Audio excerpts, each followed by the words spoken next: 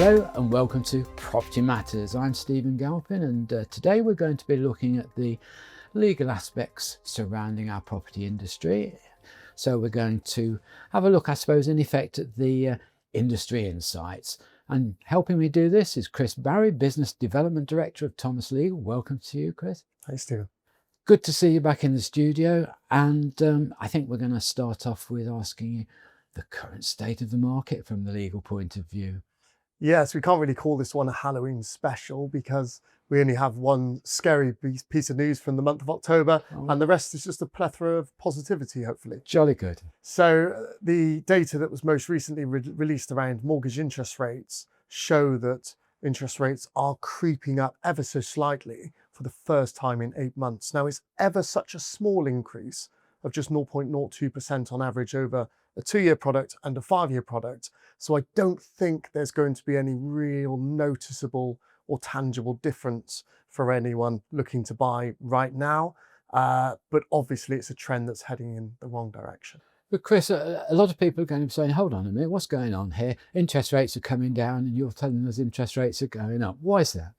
I think that there was a lot of positivity throughout most of this year, which the banks jumped on the back of and started to reduce rates a bit more than they possibly should have without knowing the full picture. So over the past couple of months, inflation has either stayed the same or ticked up slightly, which has meant that the banks have had to rethink their strategy. There was talk very recently of interest rates coming down another time before Christmas.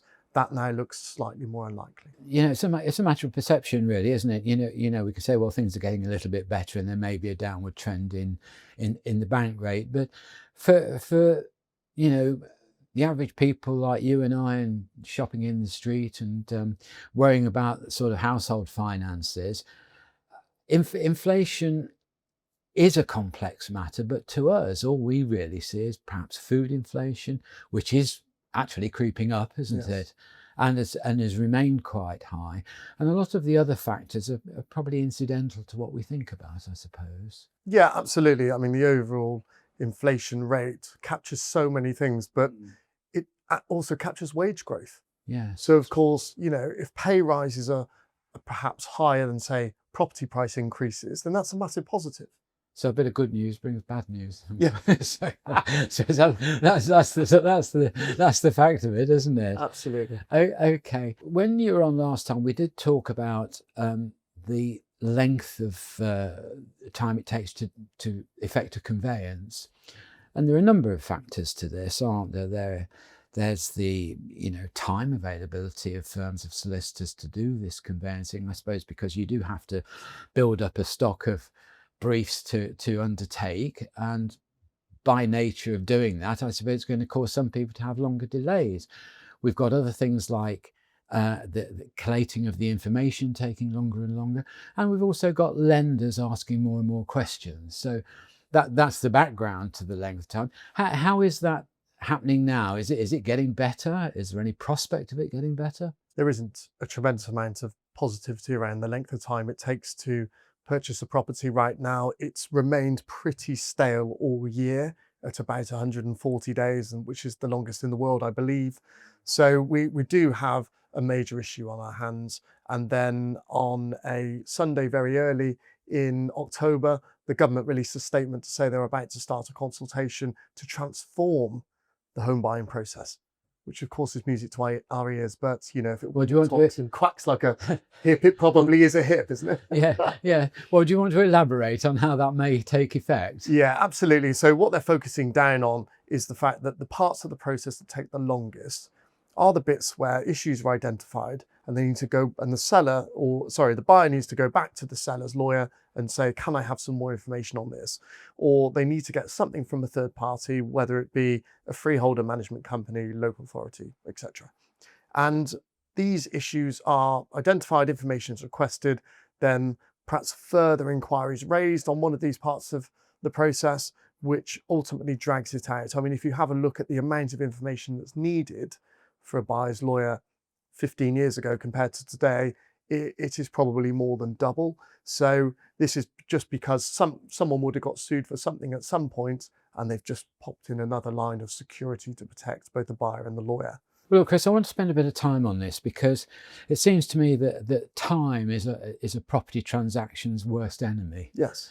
Because, people get run over by buses, people change their mind, people have a change of job location, all sorts of things. So there are so many factors that can come into the need to move home.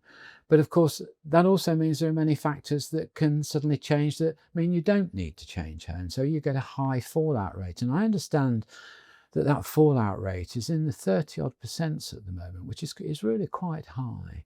Yeah. And it also means loss of a lot of money to people.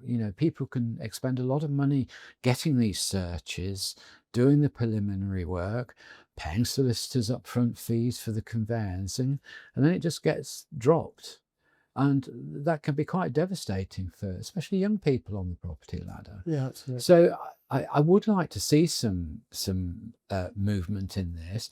Now, for the benefit of our younger viewers, and I've done this before, we did have, I can't remember now, 10, 15 years ago, sellers information packs, which was an obligatory pack which a vendor would have to provide to the agent before the property could go on the market. And there was no question it did do a lot to speed up the transactions. What it did also do, though, and the government were happy about this, although the vendors weren't, it took a lot of what I would call inquisitive vendors out of the market because they were being forced to pay £400, £500, £600 up front to have this pack produced when they'd actually got no real intention of selling. They were just testing the market. Yes, we'll give it to an agent. Let's see what we get and we'll have a think about it when we get an offer, which was damaging and also quite inflationary in the marketplace itself.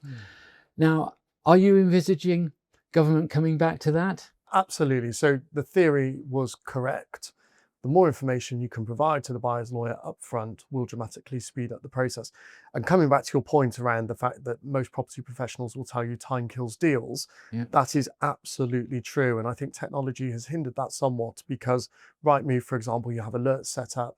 There are AI agents coming to the market right now, which are even more intrusive in the sense that whatever you might want as a potential buyer, whenever that even thinks about coming to the market or even off-market positions, you're getting pinged straight away. Oh, actually, I can get the property that's slightly better for my needs and it's a bit cheaper over the road.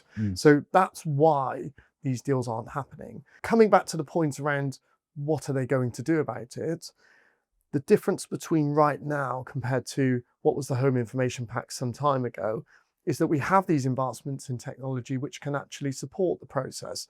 And you're absolutely right. This human behavioural change that needs to happen around I'm not going to pay anything up front to sell my property to I need to part with a little bit of cash to sell my property. When home information packs are around £600 or £700 was a lot of money. Now, with the support of technology, it sounds like and it feels like the government can help put in some legislation to provide a package that would be a lot cheaper than that.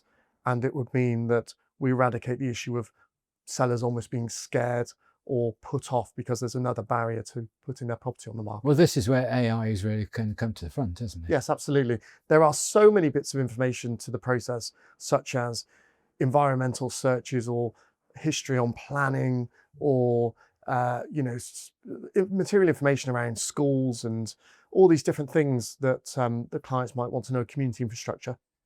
That can all be pulled together instantly with AI now. And a client would just need to potentially go in and fill in the gaps, preferably around things that are unique to the property itself that they've done in their tenure. Well, that's the generality of it all. Let's look at some of the specifics that may be causing hold-ups. Let me turn to your profession first. A lot of people will say, well, it's the solicitors, they're slow, they don't respond, they're not quick. Agents have difficulty contacting solicitors. Some solicitors will rather talk down to agents as a sort of inferior set of beings, won't they? And it makes communication and therefore collation of information even more difficult. And I think aggravating this is something that was put to me some time ago, where a lot of solicitors' firms now do not have a specific conveyancing department, they will perhaps do a conveyance if it's for the benefit of one of their long-standing family clients, perhaps, or something like that. But it is quite a specialist industry nowadays, conveyancing, and some of the firms are just not quite up to speed with that, especially dealing with complicated leaseholds or similar situations. Would you go along with that? I completely and utterly agree with that. Yeah, I mean, conveyancing traditionally carries the lowest fee but the highest risk. You can get sued for the full amount of the property, and when you compare the fee to private clients or commercial or corporates, the fee is a lot lower traditionally. So yes, you're absolutely right. It is last to get investment. The process is getting drawn out. So if you think from a law firm point of view, cash flow becomes more difficult if you're 6 months into a process before getting paid. There are lots and lots of conveyancers in the UK right now, about 4,500 firms practicing conveyancing, and the vast majority of those are very small departments of bigger firms or individual sole practitioners who can't invest in their process, and that's a real worry for us. I suppose the second area of blame would lie with local authority searches. They seem to take some time in some cases. Some are very efficient, some are far from efficient. Yes. AI, I presume, would help that tremendously, because they could feed into a central point, couldn't they, I suppose? So there is a process underway right now to automate local authority searches. They're going through each local authority one by one, and the timeline for that to be complete for the entire country is very scary. I think we're talking about another decade to get that done. But there are outside firms coming in who are very promisingly talking about automating local authority search. That would be transformational, because it is a huge chunk. To give our viewers a bit of a flavour, it's not uncommon for a local authority to get these results back in 5 days. It's also not uncommon for it to be 12 weeks. Let's look at another area, and I suppose this is probably quite sort of London-centric because of the volume of high-volume buildings. You get a developer who turns himself into a freeholder to retain the value of the ground rents and things for his portfolio.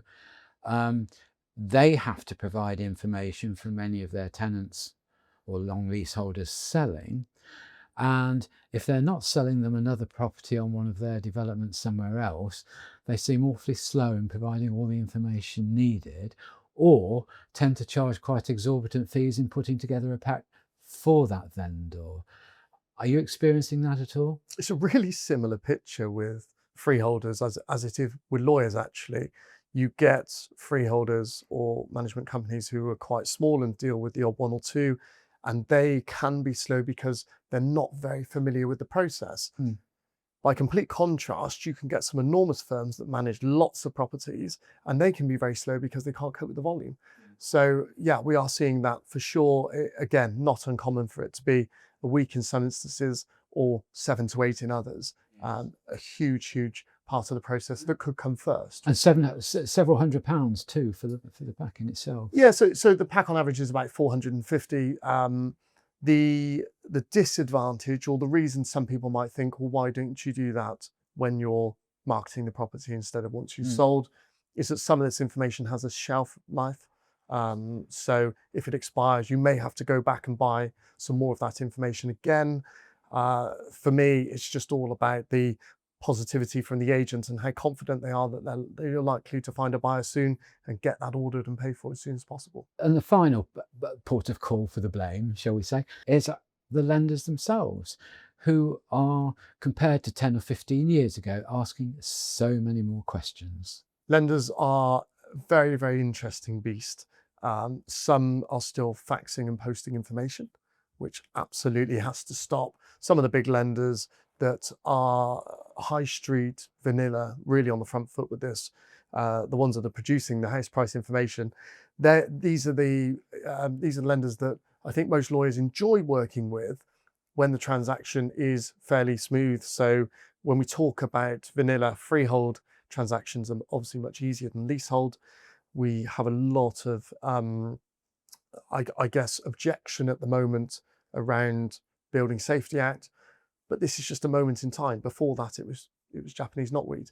So there seems to be always something that the lenders tend to get excited about, and that means an additional plethora of questions that lawyers have to deal with. And ultimately, what's the irony of it is the lenders will put this into place, but not take any of the risk. They will say that the lawyer's representing us.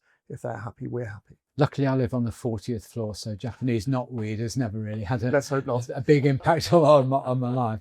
Anyway, good on that. Well, you did mention one thing there, which is the new Building sort of Safety Act. And that is a new phenomenon, isn't it? I mean, it's just, I understand from the people that I talk to that the time it's taking to get the necessary certificates is quite considerable. And that's because we haven't got enough inspectors. Would you go along with that? Yes, absolutely. So the amount of time in which it takes to get the information from some landlords, I mean, the time they have to respond is 4 weeks, and a lot of them take exactly 4 weeks. This, I hope, is something that we can bring into the information at marketing stage. There is a register being compiled of all the building with building safety defects. And if all the information can be secured and captured within that, it will be much easier for sellers' lawyers to be able to obtain that very quickly and then pass straight on to Am I right to think that the current safety certificates only last for 5 years anyway, and then they have to be renewed? Is that right? Yeah, it is at the moment. But obviously we're going through this huge transitional phase where remedial works is actually being carried out right now. So once that's been done and signed off, then a purchaser can buy with confidence, knowing that they aren't going to have any significant financial contribution to make in the early stage of their tenure in that property, just sort of ongoing maintenance and that type of thing. Let's move on a little and talking about the market in general. At the moment, the government don't have any help to buy schemes, and I think to some extent that doesn't worry me particularly, because I think there is a consensus that thinks that the last help to buy scheme helped developers rather more than it helped the people who were actually buying a home. Now that may or may not be a good or bad thing. I have mixed feelings about it, but the question that it does ask is, are our developers doing enough themselves to stimulate a market? I mean, it's all very well being a big developer and making lots of profit, but if you're not doing anything to contribute to the market success yourself, other than just providing property at a fixed price, there may be a form of responsibility there that needs bringing out into the open. What do you think? Yeah, quite right. I mean, the developers over the past 6 months have been quite critical of the government's commitment to build 1.5 million homes. And I think we sat on this programme when that announcement was made and we said, well, good luck. one developer out of 50, I think, said it might be achievable. Yeah. But the point we were making at the time is that it's all very well getting somewhere close to this number, but if there aren't buyers out there to buy them, then the country will be in a real dire position. So, and the market obviously. So the news that came out in the middle of October has been that two of the UK's biggest developers have announced that they will create their own Help to Buy scheme for people buying the properties on their new build developments. All sounds rather positive. What it means is that at the moment there's quite a big barrier to entry, which is the client or the buyer would need to put down quite a sizable deposit. Going forward, this would mean they would only need to put down 5%, which dramatically improves their chances of buying. 15% would then be borrowed from a fund that is backed by 2 major high street banks, and the rest would be mortgaged. This, for me, feels like it would help lots of people because it isn't just exclusive to first-time buyers, but also to home movers and people that have bought before.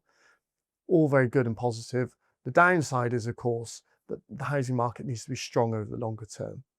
Otherwise, we might find ourselves in a position where some people, very sadly, who went through the Help to Buy scheme, the government Help to Buy scheme previously, have found themselves recently in negative equity when they've tried to sell. Right. Okay. Now, my understanding of this new developer-led idea is that the homes will be approximately 30% cheaper than the market price for a similar product. I worry a little bit there, and I'll have you comment on that in a second, about a little bit like a sale, isn't it? Was it ever that price in the first place? Yeah. It's 30% off what? That's one slight worry. I also worry where although this scheme isn't restricted to first-time buyers or is in any way age restrictive or specific, there is going to be a cap on the earnings of the person or the couple that are buying jointly. And so there are restrictions, and I just worry that people will jump in with 2 feet, putting 5% down, owing the big banks 15%, having a mortgage to pay over here. Are we going to get back into an overcommitted situation here? Yeah, I mean, it's overcommitted to an extent, but I wouldn't want people worrying that it's a 2008 situation. You know, these aren't 100% or 125% leveraged opportunities just yet. And the outlook of the housing market is fairly strong in the sense that there aren't any enormous dips projected, but they never are. But the whole idea, I guess, and the concept of it is that the affordable housing allocation for new build developments 15 years ago was 20%. It is now 40%. That's what the government have said that they would like to see. As you quite rightly say, it depends where the value stands in the first instance, but the idea is that 40% of a development should be available and affordable for those who meet that criteria. Right. I have a slight sort of nervousness about what you've just said. So are you thinking that this 30% discount is going to stand in place of the perhaps developer requirement to provide 30% of social homes within a development they do? Yeah, absolutely, because what these development companies are there for is sadly to make money. You know, they aren't housing authority owned or led or local authority owned or led like the council houses of old, which were owned by the local authority. These are development companies that are, some of them publicly reportable, and they need to make a profit. The affordable housing allocation of their overall development tends to make them a lot less money, and some of them don't make any money at all. So expanding that allocation past the 40% to make an additional allocation for those who need a discount is unlikely to happen. That sounds like a very complicated way of saying, yes, you're right. It does, doesn't it? Yes. Politician's answer. Well, yes, it is a politician's answer. And I mean, I will worry. I mean, although it's been a bit of a plague to developers, the provision of 30% of social homes within the requirements of doing a development have not been a bad thing. They have provided a lot of homes. Yes.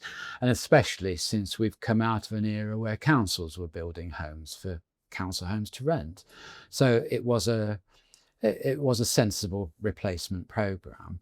I do worry though if developers are then going to say, oh well, we're giving 30%, so we've no longer got to do that. We've no longer got any obligation towards social housing. It's a bit of a different proposition, isn't it? It is absolutely. And the next, I think, 5 years will be really interesting, or 4 years, sorry, of Labour's tenure, because clearly they've hung their hat on building 1.5 million homes and housing more people. This process has to work for them.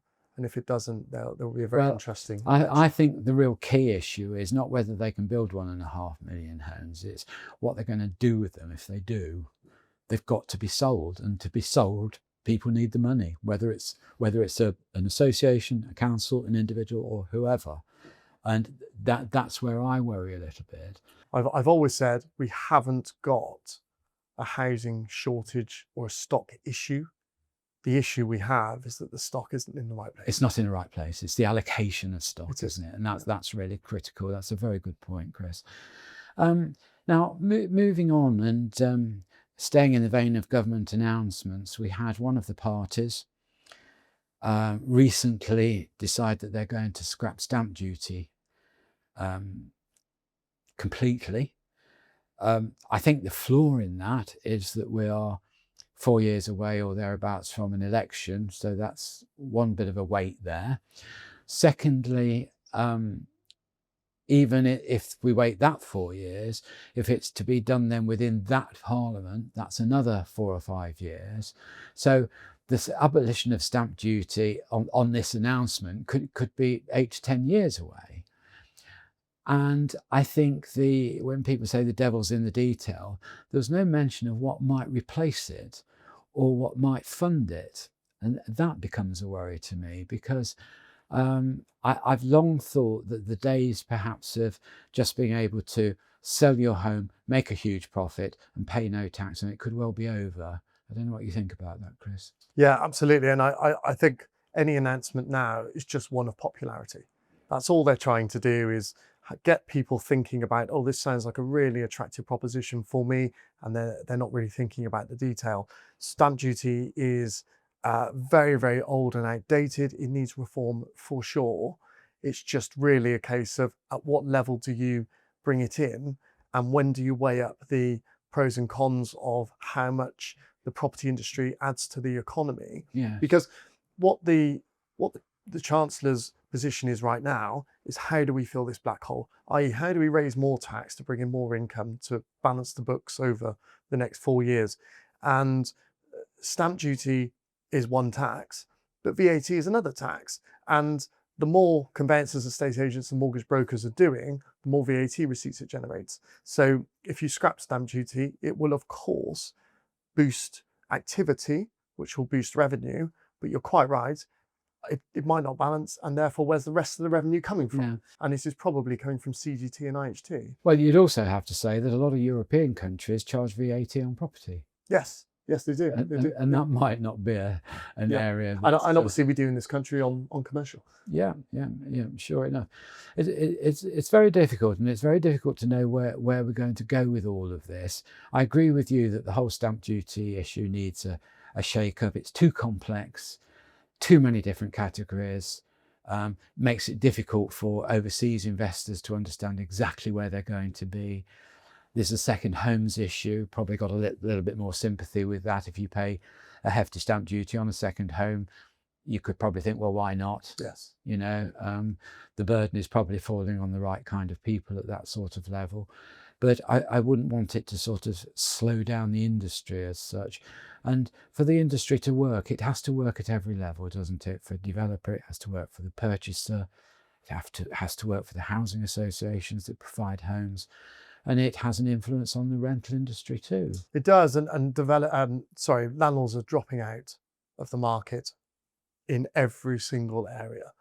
And it is a real concern for where is this rental stock coming from. If it's only coming from the enormous institutional investors, then that could be a concern that they control the entire market and can pretty much set prices where they would like. Yeah. I think that needs potentially some government intervention there to keep rents more affordable. Yes, although I'm not sure I like the idea of rental caps. That doesn't seem to work, does it? No, but it depends how commercially viable it is. At the moment, there is one positive, which is where I would say the sort of private landlord, the accidental landlord is coming out to the market. It is providing more stock for first-time buyers. So that for sure is a positive. And as I said earlier, house prices are coming down slightly, which should aid them further. But we need more rental stock for sure. And that's got to come from somebody. Okay. Well, Chris Barry, Business Development Director of Thomas Legal, thank you very much for coming in today. Thanks. Great to have your insight into the market and what's happening in the legal world around it. I'm Stephen Galpin. That's all we've got time for today. So join me again on Property Matters.